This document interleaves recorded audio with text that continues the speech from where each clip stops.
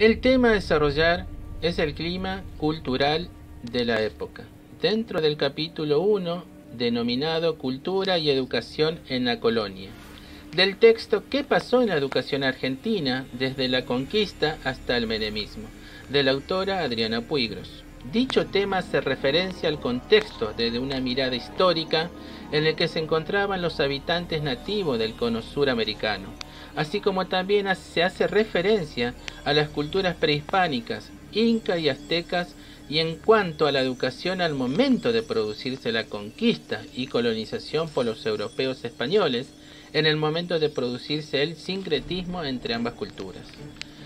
En las décadas anteriores al descubrimiento de América, el Renacimiento surgido en Italia se extendía al resto de Europa y estaba transformando la cultura occidental. Se ensanchaban los conocimientos sobre la Tierra y el cosmos y se producían contactos intensos entre los pueblos con motivo de los concilios religiosos y del comercio entre Oriente y Occidente. España renunciaba así a incorporar culturas que le hubieran ayudado a entrar a la modernidad. Mientras la reina recibía lecciones de latín e historia de doña Beatriz Galindo, y las universidades de Alcalá y Salamanca abrían lentamente sus puertas a las nuevas ideas, una incipiente burguesía industrial y comercial crecía en Barcelona, en tanto que el pueblo español seguía sumido en el atraso. La conquista y colonización de América, lejos de llevar a España al progreso y estimular la modernización, desviaron el camino de su desarrollo. España se endeudó para conducir la empresa americana, pero las riquezas que extrajo de América pasaron por su territorio para ir a las arcas de los banqueros alemanes y financiar el desarrollo capitalista del resto de Europa. Durante la segunda mitad del siglo XV, la vida cultural era intensa en el cono suramericano, aunque los europeos ignoraban su existencia. Las etnias de lengua guaraní ya no vivían de la caza y de la recolección de plantas selváticas, pues habían llegado a ser agricultores. Varios grupos de guaraníes se iban extendiendo desde el Amazonas hacia el Río de la Plata, sometiendo o expulsando a pueblos como los Caigan, recolectores de miel de agarró. Los chiriguanos, otros migrantes del grupo dialectal guaraní, habitaron el Paraguay a principios del siglo XVI. Emigraron a Bolivia y desde allí bajaron hasta Salta. En el litoral vivían también los Chanatimbú, agricultores, cazadores y pescadores de origen amazónico, así como numerosos grupos que no habían incorporado totalmente la agricultura. Los chámanes guaraníes no eran tan sabios como los grandes sacerdotes aztecas, ni astrónomos como los mayas.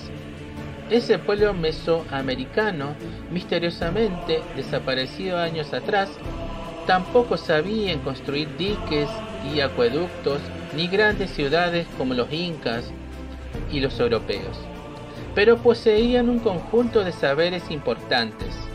Provocaban la lluvia y la fertilidad y profetizaban el futuro.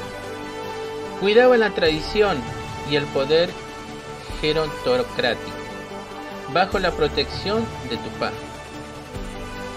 La divinidad principal educaban sistemáticamente, aunque no llegaron a institucionalizar la función educativa. Al mismo tiempo, los grupos guaraníes constituían una unidad lingüística y una civilización bastante homogénea, con una organización política y sencilla.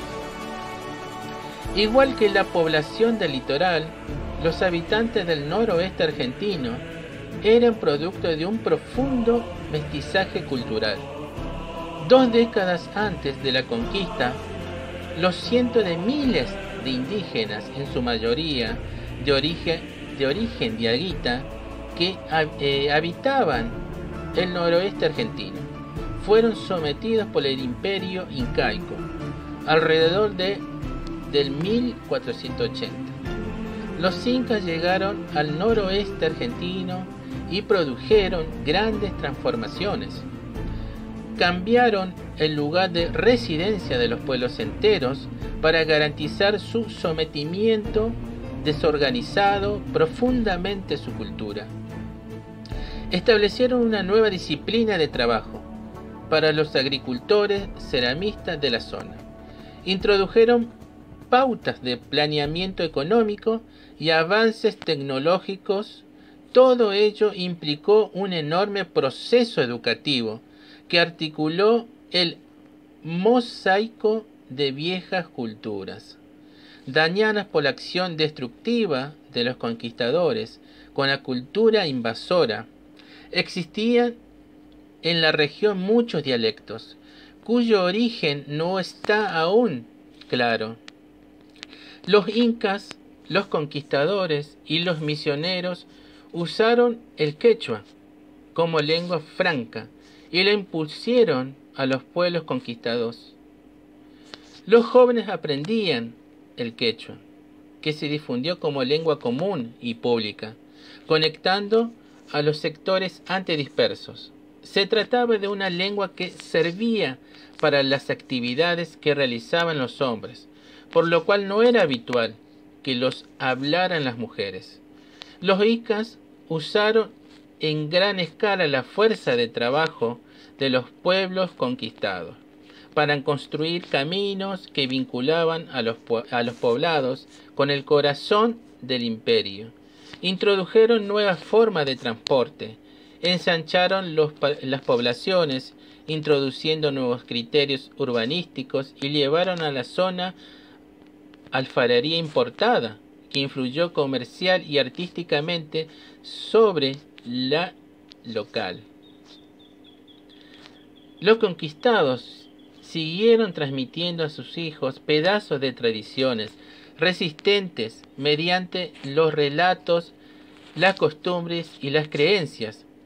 Pero la huella pedagógica que dejaron los incas fue definitiva.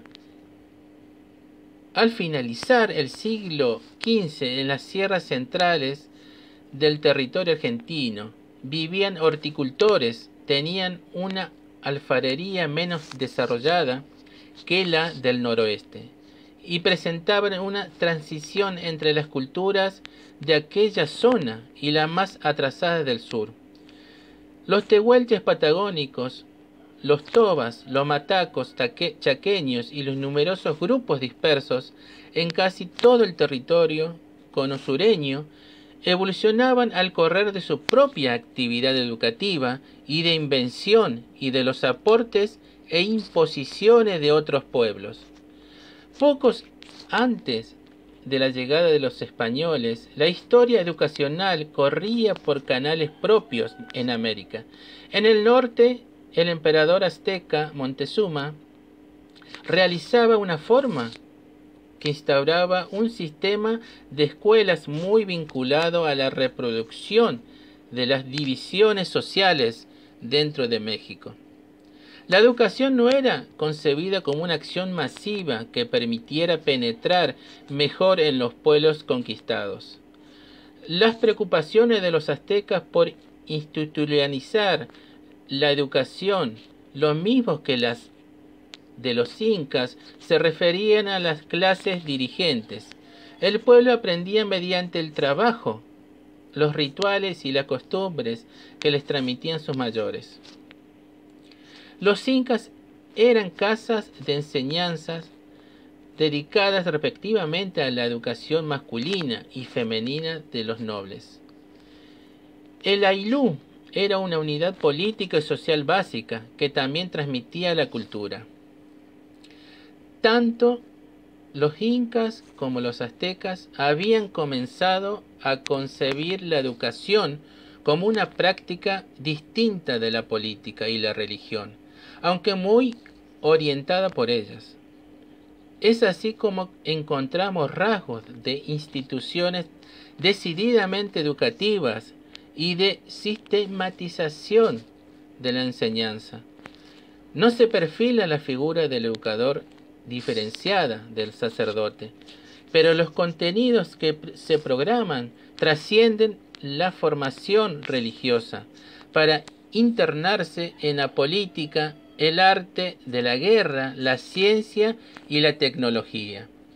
En los demás pueblos no se han encontrado rastros de instituciones educativas, pero puede apreciarse que la transmisión de la cultura tuvo orden y constancia.